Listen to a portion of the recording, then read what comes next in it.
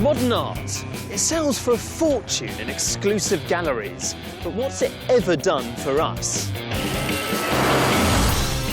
Has it influenced the clothes that we wear, or the buildings that we live in, the cars that we drive, the books we read to our children, even the way that we think? I'm Alastair Sooke, and I earn a living writing about art. And in this series, I'm going to explore the life and work of 4 titans of the 20th century. Henri Matisse, Pablo Picasso, Salvador Dali, and Andy Warhol. They all changed their world. But have they changed ours? This week, Picasso.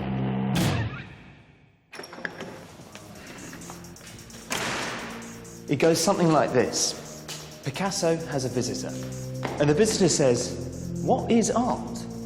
Picasso thinks about it, then he points to his sculpture of a bicycle saddle and a pair of handlebars which he combined to make a bull's head, and he shrugs. "What is art?"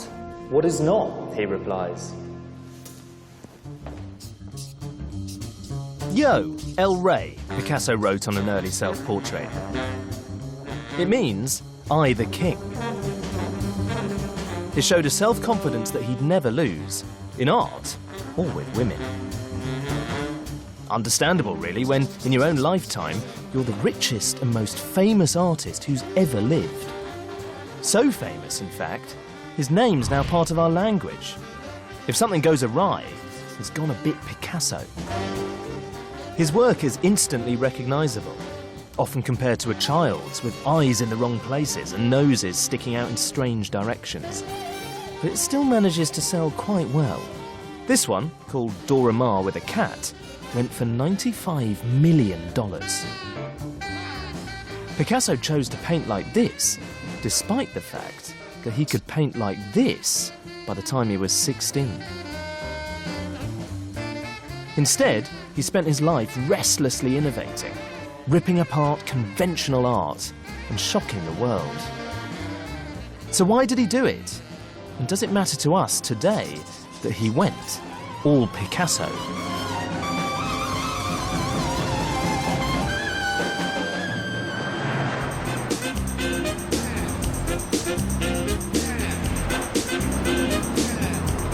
If anyone wants to know anything about Picasso, they ask his friend and biographer, John Richardson.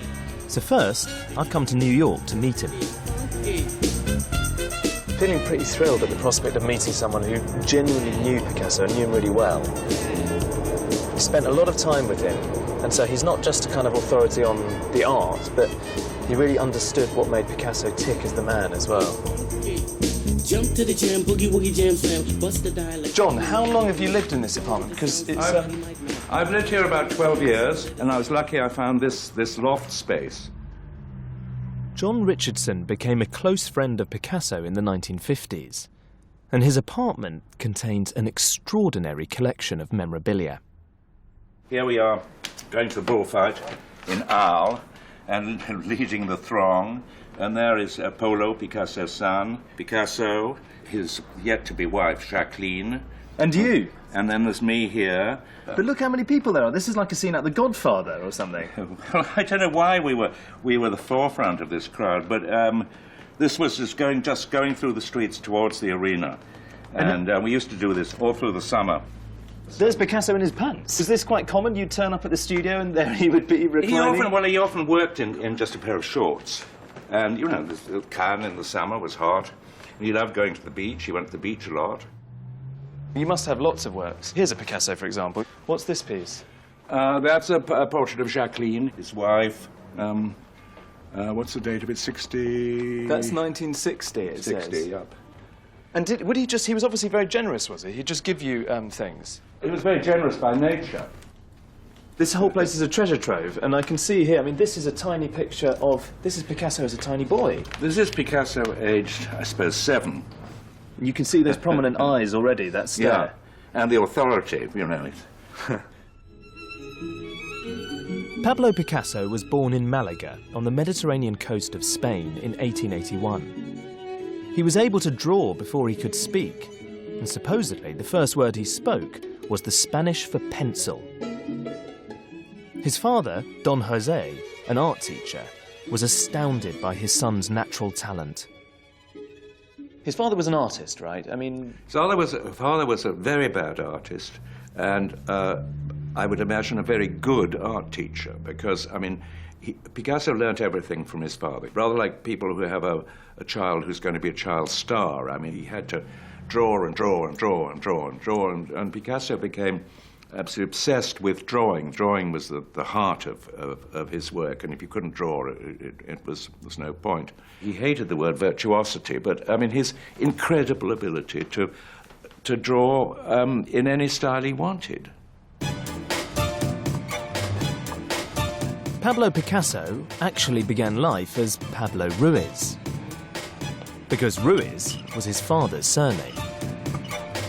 But even on this early sketch, Pablo was practicing signing his mother's maiden name, Picasso. Later in his life, Picasso said, "Can you imagine me being called Ruiz?" Because Ruiz is a very common Spanish name. The surname Picasso also contains the word pica, and this would have appealed to young Pablo. Because a picador is a horseman in bullfighting who lances the bull.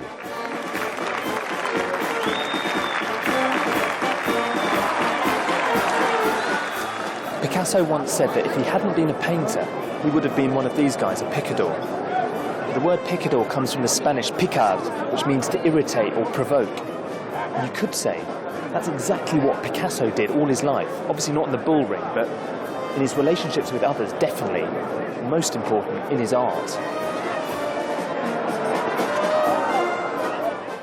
Young Pablo revered the picador so much, one was the subject of his first oil painting, made when he was around 8.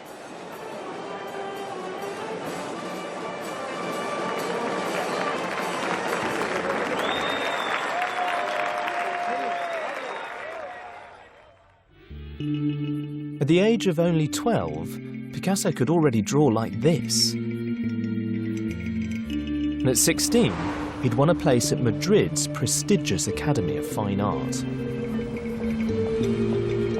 In Madrid, Picasso studied the greats, like this by the old Spanish master Velázquez, and he made a perfectly respectable copy.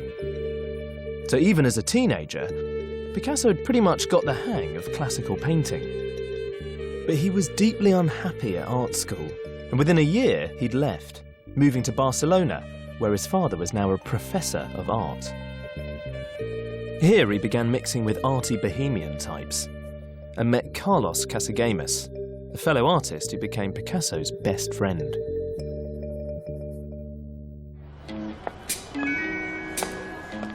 In 1900, around his 19th birthday, Picasso and Casagemas left Spain and moved to the epicenter of world art, Paris. This was where any ambitious young artist needed to be.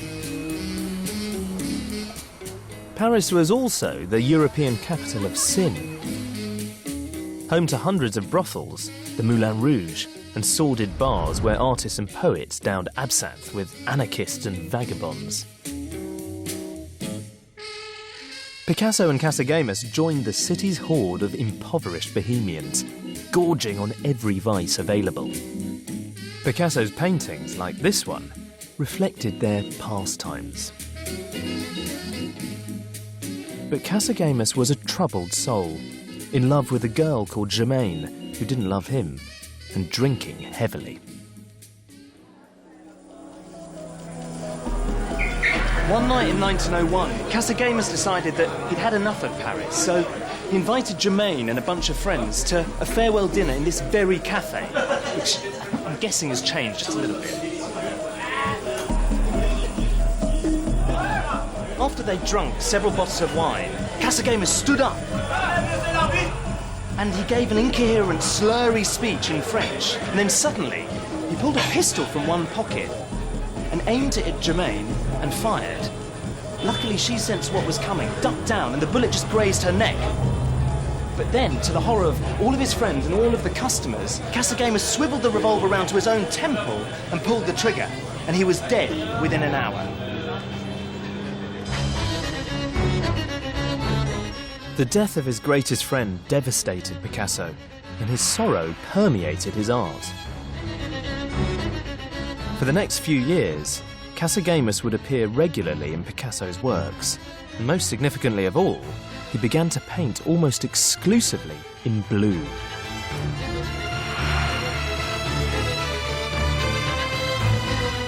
He depicted outcasts, isolation, and despair, as if that was all that he could see. But his misery led to his first distinct style, now known as his blue period. Although still relatively classical, he was painting from the heart, using blue to express profound emotion, rather than just accurately copying reality. The sorrowful power of these paintings would capture imaginations far beyond the world of art. But did Picasso play a part in defining blue as the colour of sadness? While blues music actually came first, Picasso did influence jazz legend Miles Davis, who released an album called Blue Period in 1951. Author Richard Williams has written about the influence of the colour blue in modern times. Well, I think the Blue Period paintings were very important in establishing the meaning of blue for the 20th century in art and culture. Miles, as a jazz musician, would have grown up playing the blues. You know, it's probably the first thing he ever learned how to play, I should think. Miles Davis, Kind of Blue, the most popular jazz album of all time. Just before he made this record, on another record that he made with his great friend, collaborator, the composer and arranger Gil Evans, Gil had written a piece for him called Blues for Pablo. You know, we can be pretty certain that the Pablo in question was Pablo Picasso. And in that sense, you know, this was his Blue Period. And you can play that piece and look at Picasso's Blue Period paintings at the same time, and they really do echo each other. So blue really was the colour of the 20th century.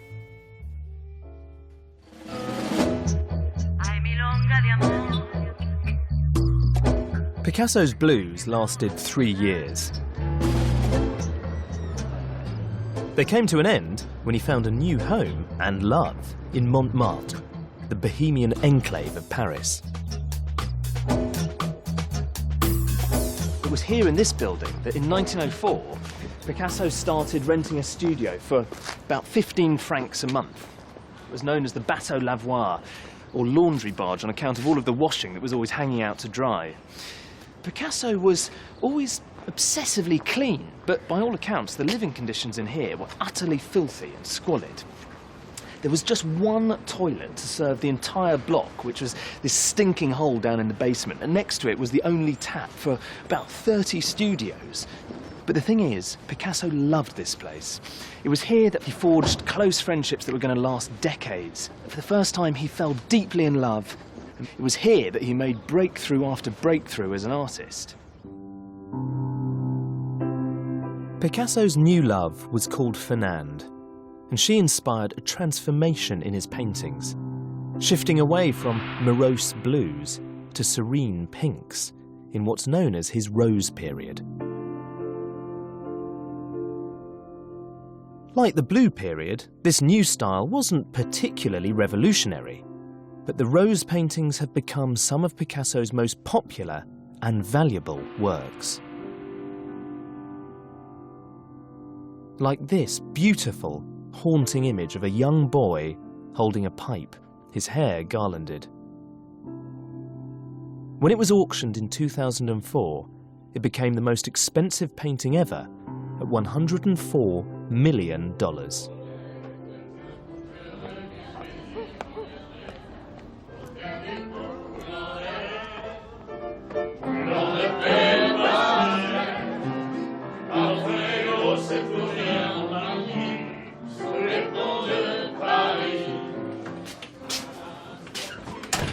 Picasso and his gang of poets and writers would come down the road from the Bateau Lavoir most nights to this working-class tavern called the Lapin Agile, or Jumping Rabbit. And as well as his new love for Fernande, Picasso had found new subjects to paint. Like him, the circus performers living on the outskirts of Paris were marginal figures, mainly a group of foreigners who were itinerant. And Picasso had a natural sympathy for them. And he started to paint them. And figures like the Harlequin would appear again and again, particularly in his Rose period paintings, but for the rest of his life.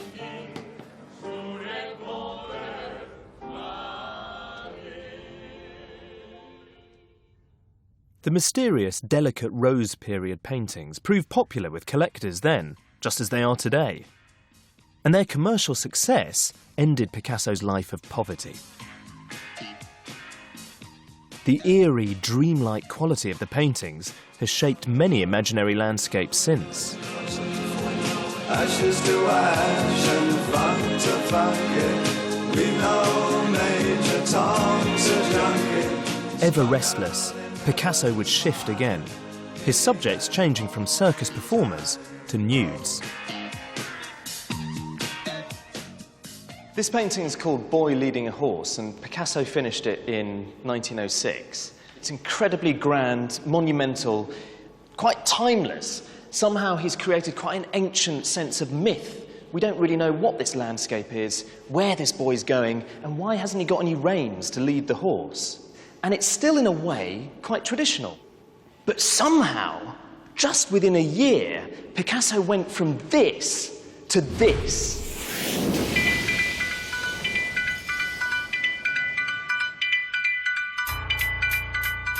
This painting is known as Les Demoiselles d'Avignon. It's of prostitutes in a brothel. Gone are the whimsical figures in haunting landscapes. These women are ugly and angular, rising from jagged fragments of shattered glass. It's been described as the rupture moment between the art of the past and the art of the future. So what brought about this cataclysmic transformation?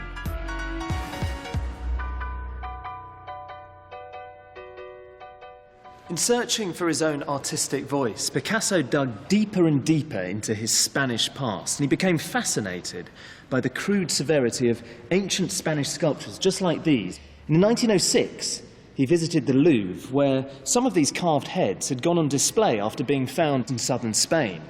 Now, Picasso, of course, was born in Malaga in southern Spain, so if he could lay claim to any ancient artefacts as his inheritance, then it was Iberian heads just like these. And if you have a look at their really heavy, bulging eyelids and massive, oversized ears, you realise that these offered Picasso an alternative and quite exciting new way to represent the world afresh, in contrast to the age-old academic tradition of simply imitating nature.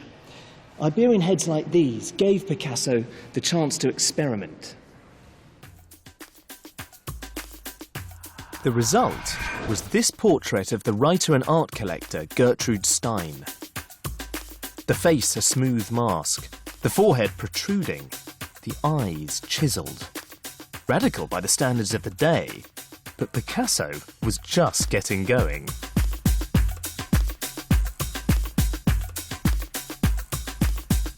It wasn't just ancient Spanish heads that inspired Picasso. One day, probably in the summer of 1907, he was blown away by a collection of African masks, a bit like this one, that he saw in a museum in Paris. These tribal objects crackled with a raw, primitive power that instantly bewitched him. They were nothing short of a revelation. In the 1800s, conventional art like this, when even of a brothel, was precise, polite, and rather restrained. But Picasso wanted to convey the lurid, carnal harshness of the brothels that he knew only too well. To do this, he abandoned 600 years of artistic refinement. Inspired by the African masks, he shut himself in his studio for months, finally emerging with this.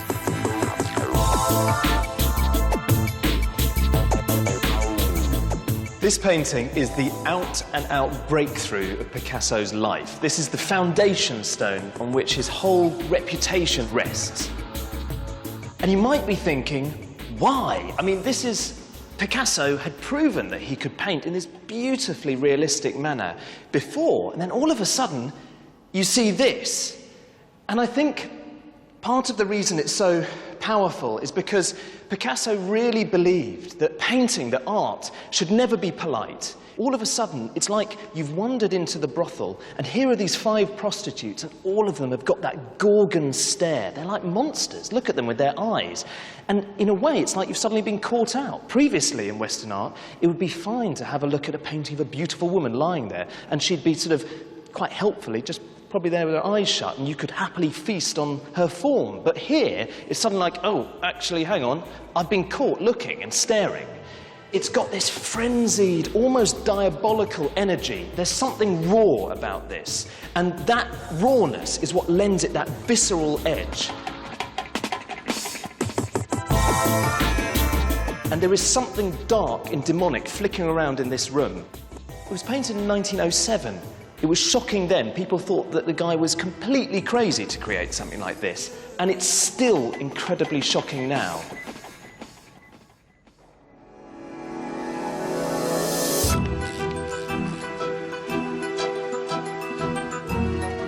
In the early 1900s, Picasso was living through an unprecedented technological revolution.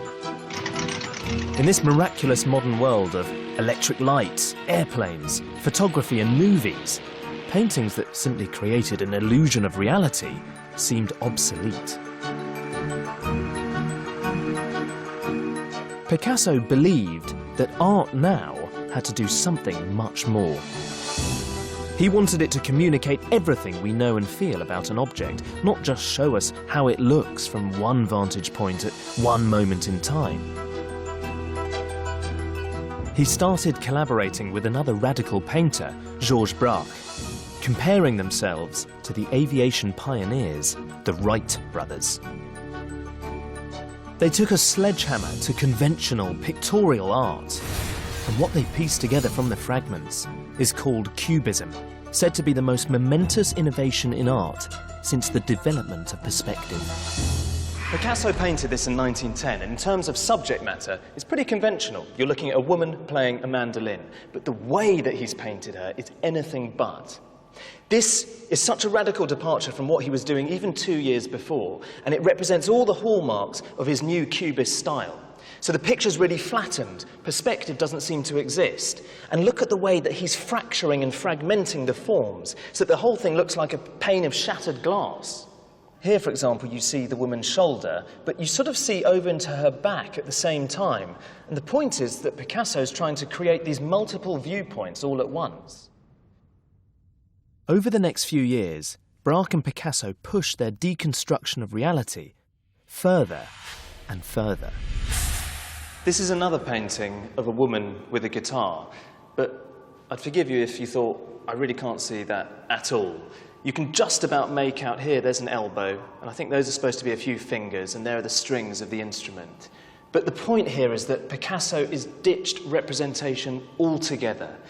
The process of fracturing and fragmenting form has been taken to its completion, really, and the woman has dissolved into the surface altogether. She's hidden. He said that he wasn't really creating a reality that you could hold in your hands. It was more like capturing the essence of a perfume, something that was in front of you, behind you, to the sides, all at once. The almost complete distortion of the thing being painted was radically, provocatively new. With Cubism, Picasso threw open the doors to abstract art, and in the future, many artists wouldn't even bother with a subject at all. Cubism was a hit with many powerful dealers and collectors, making Picasso increasingly wealthy. The sharp angles and hard lines felt mathematical, technological, scientific, just like the modern world. And the look would gradually saturate the 1920s and 30s, reaching into the remotest corners. Proof can be found in this isolated hotel on its own island off the Devon coast.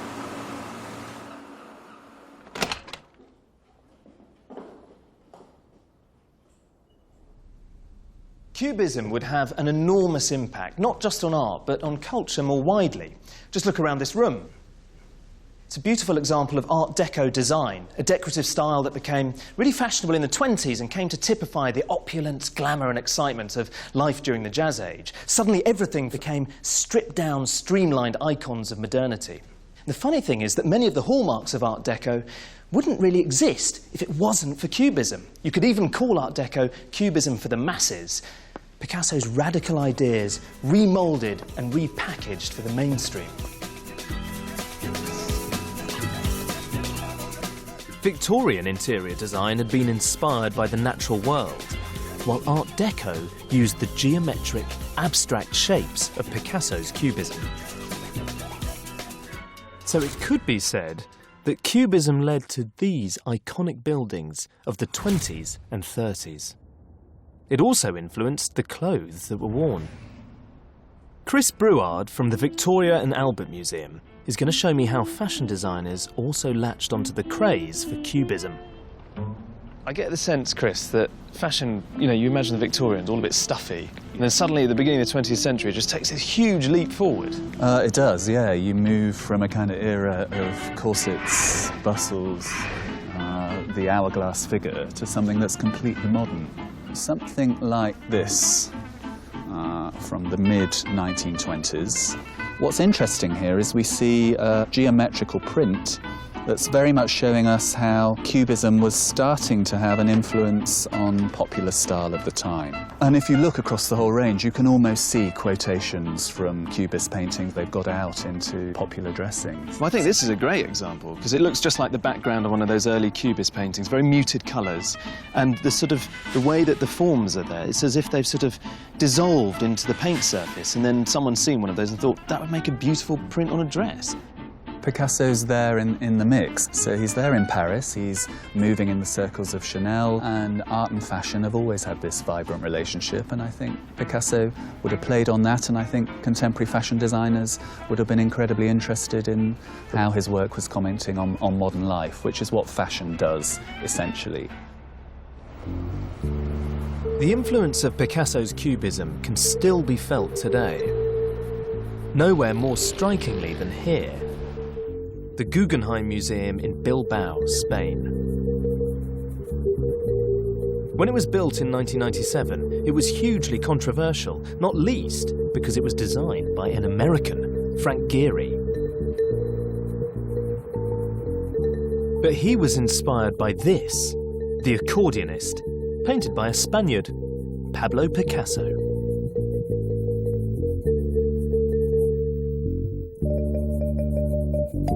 And it's not just modern Spanish architecture that's been contorted by Cubism. Architect Russell Brown thinks that British buildings, like this one in North London, are also a bit Picasso. You might say it's the great-great-grandson of Cubism, but you can recognise the way the sort of forms collide with each other and the sort of fragments coming together. And that sort of superimposing of forms is very much from Cubism. You'd recognise it from a painting from Picasso, back in 1910. It's almost like this is an attack on a traditional way of making a building. Well, I think it certainly is. I mean, this is a normal North London Victorian street, and this building is completely alien. It's really a piece of sculpture. It's an art form rather than a building. It takes much more from art practice than it does from architectural tradition. In 1912, Picasso and Braque made yet another outrageous innovation. They started sticking materials like cloth, or newspaper, or rope onto their paintings. Amazingly, they were the first to use collage as an art form. Then, yet another provocative leap. Picasso started creating whole sculptures out of everyday objects and scraps of metal, like this absinthe glass incorporating a real spoon. Traditional artists had carved or moulded their sculptures from materials like bronze, wood, or marble. Just assembling a sculpture from odds and ends, like this guitar made from sheets of metal, was breathtakingly original. So, we've Picasso to thank for the hordes of contemporary artists who've since adopted this technique. Such as Anthony Caro. Sir Anthony, hi. Alastair. Hello. Hi. He's one of Britain's most acclaimed sculptors, who, along with Norman Foster, designed London's Millennium Bridge. Like Picasso's sculptures, Caro's are assembled from scraps of metal. Very large scraps of metal. You can see all sorts of things here you've assembled. Girders. Yes, yes. What is that? Is that a big drill or a coil? It's a coil of some sort. Just looking around, it seems like you take lots of everyday objects that could be big spanners or those sort of springs or maybe a big bollard from the street, and you transform them by combining them into something new. Well, yes, that is collage, which was started by Picasso and Braque, of course. That's his legacy. Has he been a very big influence on you as a sculptor? Yes, yes. And everybody for the last 50 years, 60, 70, 80 years. Yes, incredible. He changed sculpture completely. I get the impression that, in a funny way, Picasso's paintings, more than his sculptures, have actually influenced your work. I think that's true. I have made a sculpture called After Picasso. I'll show you a photograph. I love all these bits and pieces you seem to assemble into your sculptures. Yes, a magpie. I'm a magpie. Yes, there's a sculpture, a table sculpture. And it's actually called After Picasso.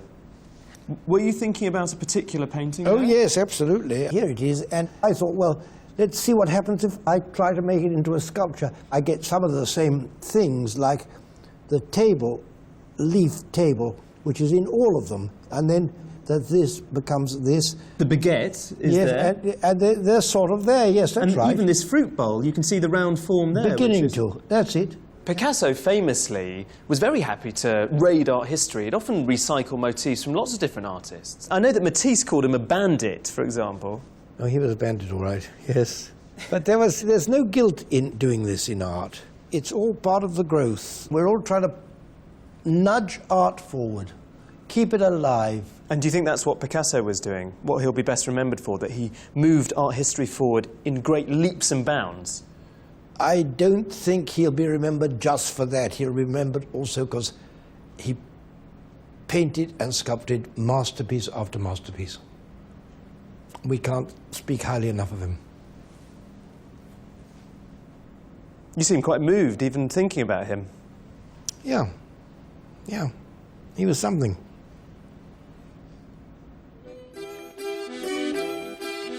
The outbreak of the First World War interrupted Picasso's Cubist experiments. His collaborator Braque was called up, along with many of his Bohemian friends. But being a Spaniard, Picasso was not.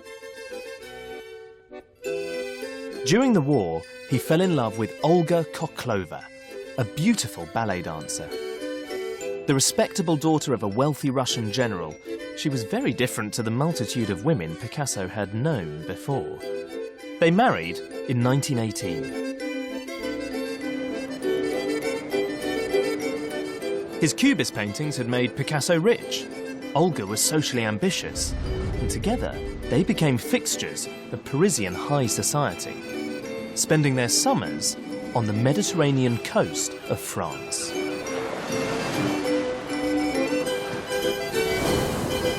Before Picasso, the French Riviera had been a winter rather than a summer resort.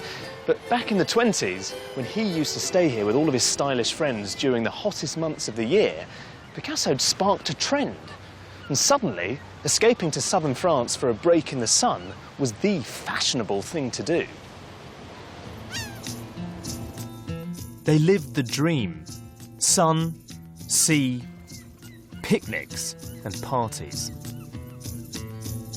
Picasso's settled, conservative high life with Olga was reflected in his paintings. They generally became more gentle, more realistic, more conventional. But after several years of marriage, Picasso started to feel increasingly constrained by his authoritarian wife. The life of disciplined respectability that Olga demanded began to drive Picasso to distraction. His pent-up frustration finally burst out in his art.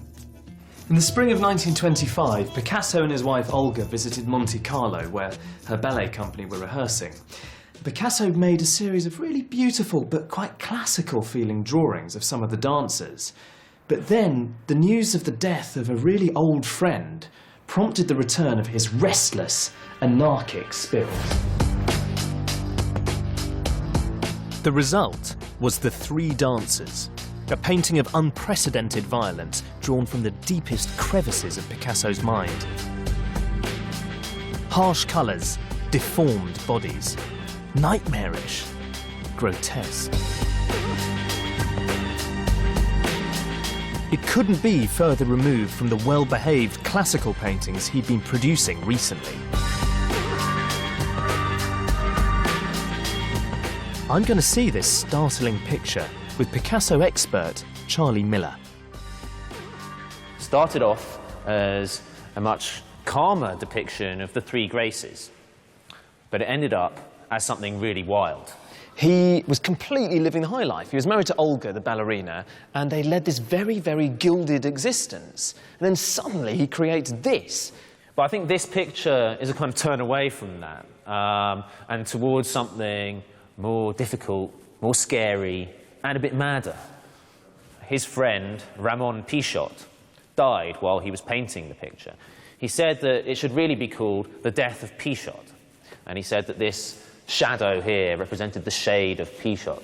If you take this central dancer, it's been suggested that maybe the kind of crucifixion that's happening here might be being done to his wife. I mean, it's not a very loving image of your wife, is it? She's got more than one face? I'd say so. See if you can see them. I think the first face that we see when looking at this is it has an eye there, kind of on its side. Yeah. And then the other eye, brow up at the top. And then a very small, prim little mouth. Yeah, very prim. Yeah. But I think there's a second face. Right. And if we turn our heads like that, OK, then the little mouth becomes another eye, and the other eye remains an eye. But what was previously the eye on its side becomes a grinning mouth. like a crude cartoon. Exactly, like a crude gap-toothed grin. So do you think it's safe to say that the marriage was on the rocks by this point? Well, Picasso's painting at this period has often been related to problems he's having with his marriage. Of course, the big event really happened in 1927 when Picasso met his mistress, Marie-Thérèse, the beautiful teenage Marie-Thérèse. After that, then, his marriage with Olga was really in trouble. Picasso's affair with Marie-Thérèse began when he was in his mid-40s and she was around 17. The relationship lasted 10 years, and his portraits of her have all the classic elements that most people associate with a Picasso. You can just about recognise Marie-Thérèse, but Picasso's not trying to show us her beauty. He distorted features and selected colours that reveal how he felt about his subject, trying to capture their emotions, their personality, their essence. For Marie-Thérèse, gentle, innocent, sexy. For a later lover, Dora Maar, disturbing, unhinged, anguished. The full emotive power of Picasso's technique would be realised in 1936. That was the year his beloved home country of Spain was ripped apart by a brutal civil war.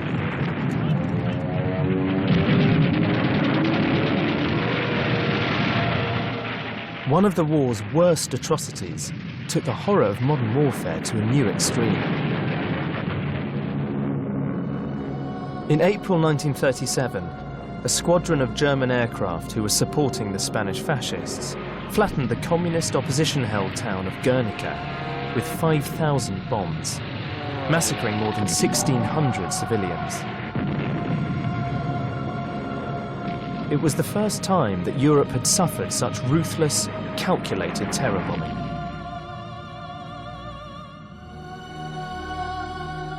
Picasso's response was to create the most important painting of his life, and some think the most important painting of the 20th century, Guernica. Whenever people talk about this painting, they always start by telling that story of the incredibly black day in April 1937, when the Basque town of Guernica was bombed to smithereens. And we know that that was the starting point for Picasso. As soon as he heard the news, he was inspired to this frenzy of energy and creativity. And in less than 6 weeks, he managed to cover this enormous canvas measuring 30 square meters. But I think that the reason this is so resonant and has spoken to people for so many decades is because it's not specifically about Guernica. Picasso isn't just commemorating that one catastrophe. He's encapsulating a whole century of suffering. And the way that Picasso does that is by creating this massive mess of mangled, dismembered limbs, as if the bomb has actually dropped from the air and just gone off, just as we come in. Look, for example, up at that light bulb with its jagged flare, which feels like an explosion going off as we're looking. And here to the left is such a pitiful, heart-rending picture of a woman carrying the corpse of her dead child. And I find the most affecting detail of this is the way that Picasso has painted her face, because it's almost like in her grief, her entire identity is dissolving before our eyes. Look at her nostrils and her eyes that seem to be dripping right off her head. And this soft, soft feel of her flesh leads up to that terrifying image of her mouth with that piercing tongue, which just means that you can almost hear that incredibly shrill sound of a mother's total in-the-moment grief for her dead child. This is a reminder of the barbaric depths to which we can reach, and looking at it is horribly, horribly shocking.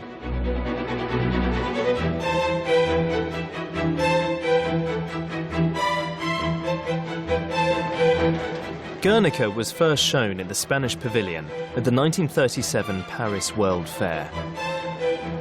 This was a regular international exhibition of industry, culture and art. But Picasso's pacifist outcry went almost unnoticed, because the event was overshadowed by the antagonistic posturing of Nazi Germany on one side and the Soviet Union on the other. But Guernica's timing was critical to its later success. As the world teetered on the edge of the Second World War, the painting was sent on a global tour in support of the fight against fascism in Spain.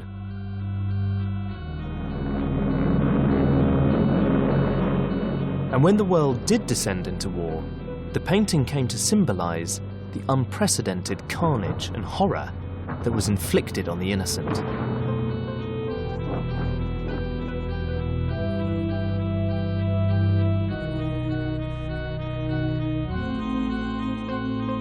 The painting was moved more than 50 times before it was eventually returned here to Madrid. What's so amazing about seeing Guernica up close is that you get a real sense of how incredibly battered this painting really is. Because over the years, Guernica travelled the world umpteen times, and on each occasion that it was rolled up and shunted from one museum to another, the surface of the painting sustained just a tiny bit more damage. And today, you can make out all sorts of tiny tears and fractures and hairline cracks. Like, well, there's this 5mm cavity which is beneath the eye of a soldier down the bottom of the painting. But if you ask me, there's something quite pleasing about the fact that this devastating masterpiece about the effects of war has its own battle scars. Today, Guernica is still a powerful symbol. When there's an anti-war protest, you're likely to see images of Guernica among the banners and placards. And then there's the incident in 2003 at the United Nations, when Colin Powell presented the case for war against Iraq.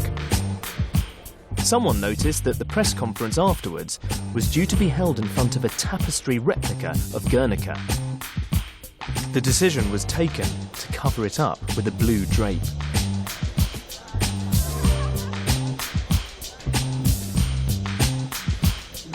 Picasso spent most of the Second World War cooped up in his Paris studio in this building, while the Germans occupied the city.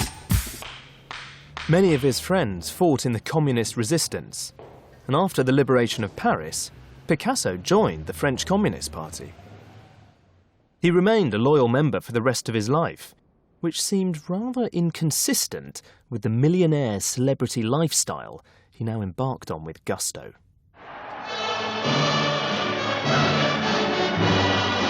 Picasso became the communists' poster boy, regularly wheeled out to promote the cause.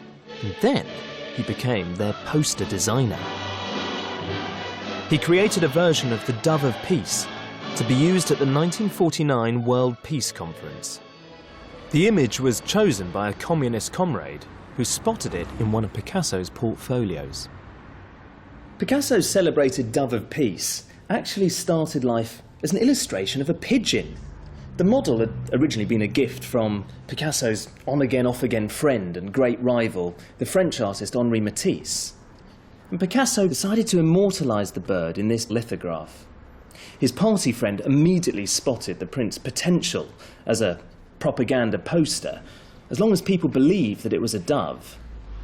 And that's how Picasso's pigeon ended up as the world-famous Dove of Peace. Come gather round, people, wherever you roam, and admit that the water... Picasso later refined his dove, creating a simple, striking image. To the bone. Today, the dove has become the global symbol of peace, thanks largely to Picasso. And you better start swimming or you'll sink like a stone, or the times they are a-changing. When Picasso wasn't campaigning for international communism and world peace, he returned to his life as a multi-millionaire superstar artist. He spent much of his time on the French Riviera, and one of the places where he worked, in Antibes, is now the Picasso Museum. People often say that Picasso switched between different artistic styles as often as an actor adopts different roles. And he worked in many different mediums too. He could turn his hand to anything with dazzling results. And that's exactly what happened after the Second World War, when Picasso began to explore the possibilities of working in, of all things, pottery.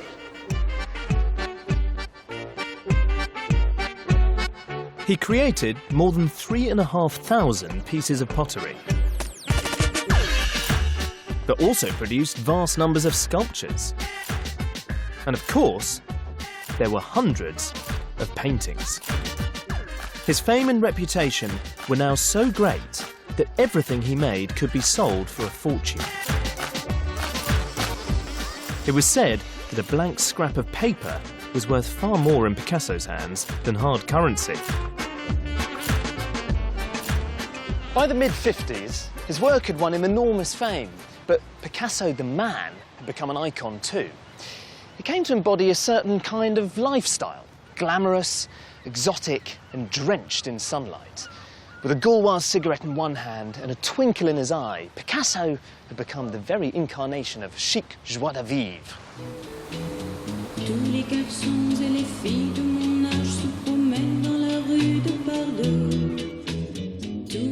Right into his 70s, Picasso continued working his way through a succession of beautiful young women, while still managing to maintain an awe-inspiring output of art. And unsurprisingly, women were often his inspiration.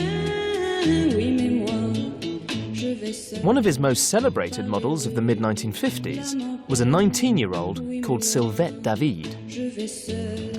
55 years later, Sylvette lives in Devon, and I've come to meet her. Hello. Hi, Sylvette. Hello. Nice to meet you. Yeah. Alastair, hi. Alastair, lovely. God, so this is where you This work. is where I your work. studio. Yes, and it's only a year old. So the thing that I'm finding amazing is that outside it's quite drizzly, and we're down in Devon, and one of Picasso's muses has ended up here. Yeah, How did that work? I married an Englishman, and then we moved down here. Tell me about the first time that you met Picasso. I lived in Valoris in the south of France, and Picasso had a studio opposite. Picasso saw you and just thought, my gosh, I need her to come a model for me. Yes, it's surprising, but there you are. It was a chance encounter. Obsessed by his new model, over several months, Picasso produced more than 40 pictures of Sylvette. You were quite young at the time. Yeah, I was 19. How old was he when you first met? Well, you know, he was about 73, my age now.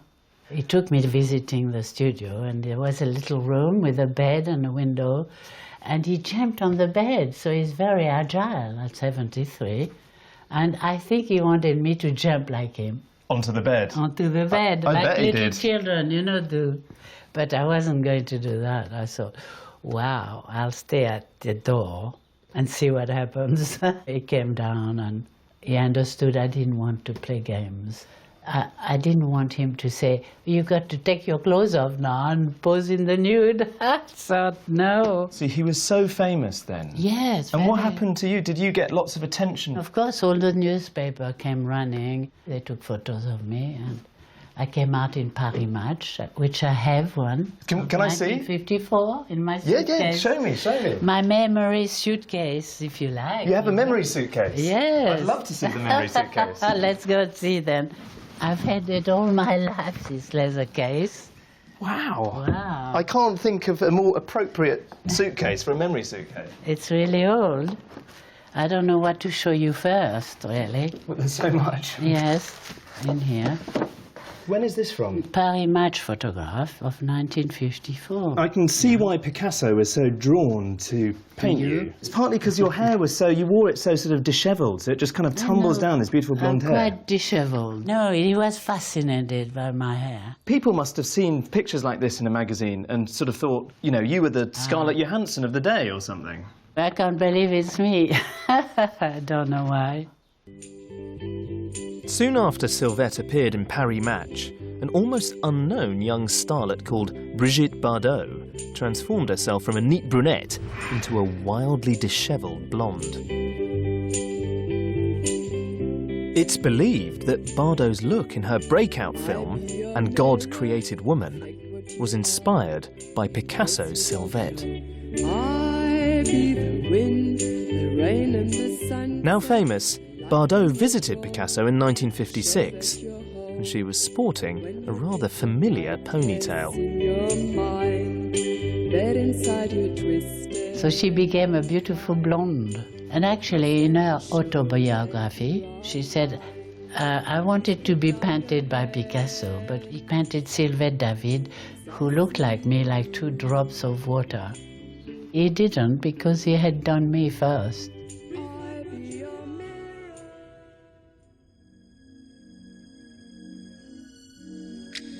Picasso was the original celebrity artist, a global icon, a living legend. In the 1950s, he started wearing Breton fisherman's tops, which became his signature look. Striped tops soon became the epitome of artistic, bohemian chic, appropriated by anyone, including Andy Warhol and Jean-Paul Gaultier, wanting a touch of the Picasso aura.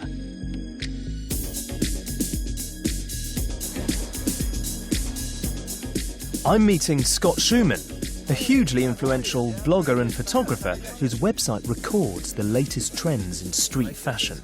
Whether or not I can get an image that helps people dream and something that's kind of inspiring. Obviously, Picasso, as well as being a phenomenal artist, he was photographed obsessively. Those images in themselves are really, they must be quite inspirational for someone like you, because he looks so sort of iconic in them, right? Mm-hmm. Yeah, I mean, he's a total stud. You know, I mean, I think he was one of the first artists to be a visual brand. And I think it came from the clothes, I think it came from the posture, I think it came from the charisma. There was an unspoken charisma. It was the way that he stood. He's looking straight at the camera. It's that gaze that everyone talks about, and it's so fierce. Not just the gaze, it's the way he holds a cigarette in his other arm here, because it's the way that he's standing, it's the way that he's wearing it. You know, he's in no way self-conscious, he's in no way shy in this photograph. He's looking right at you, and he's got this almost kind of bull-like stance, you know, to go back to this kind of bullfighter kind of thing. He had a look that made you think that he knew something you didn't. He saw things in a way that you maybe didn't. Yeah, I mean, I think he looks quite stern. I just wonder whether he'd rather we were talking about his paintings. Oh, come on. I mean, he was a total womanizer, right? I mean, he had all the most beautiful girls. He was a showman. And I mean, think about all the artists that are showmen. Andy Warhol, who obviously comes after Picasso, he totally ripped off Picasso in terms of his look and wore exactly the same stripy Breton fisherman's top. Because clearly, already then, when he was big in the 60s, he was saying, I want to be seen as an iconic artist. Well, who do I look to? I look to Picasso. Right. He could break the rules, not only in art, but in fashion and in style, and yet he did it with such charisma. He broke those rules and looked great doing it. The Picasso brand has never diminished, and today it's so powerful that even his style of signature alone can give an air of glamorous creativity to a hotel chain's logo. And then there's Citroën, who were looking to add a smattering of arty chic to their slightly conventional people carrier. They decided to give their new car a very special name, so they called it Picasso. Now, to be honest, this isn't really all that Picasso, is it? I mean, this is a family car, and Picasso's not exactly known as a family man. And anyway, his car was absolutely enormous. Here's a picture.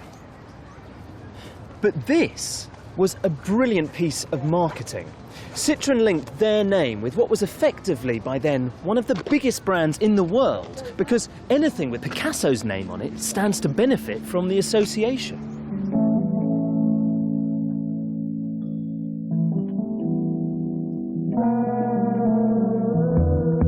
More than anyone before or since, Picasso reinvented art. He was master of the new, swinging a wrecking ball through centuries of tradition, destroying the hackneyed cliches of representative art. He would try anything, no matter how outrageous, in his quest for innovation. And the visual languages he invented continue to inspire. Even in old age, Picasso kept living life to the full. He enjoyed his fame and his wealth, buying a vast 14th century chateau in Provence to add to his collection. He lived into his 90s, working incessantly, as if to defy death. His later work was of mixed quality. The baton of shocking, revolutionary art had been passed to others who, across the Atlantic, were busily splattering paint and printing soup cans. But none of this would have been possible if Picasso hadn't invented modern art in the first place. When Picasso died, he left behind him an estate of more than 43,000 works, which is easily the largest recorded output of any artist ever. Someone once said that Picasso's genius illuminated the 20th century like a comet. Well, it's still blazing away today. Picasso had a saying. He wanted to tear reality apart, and I believe that's exactly what he did. And when he put it back together again, he made us see the world afresh in an entirely new light.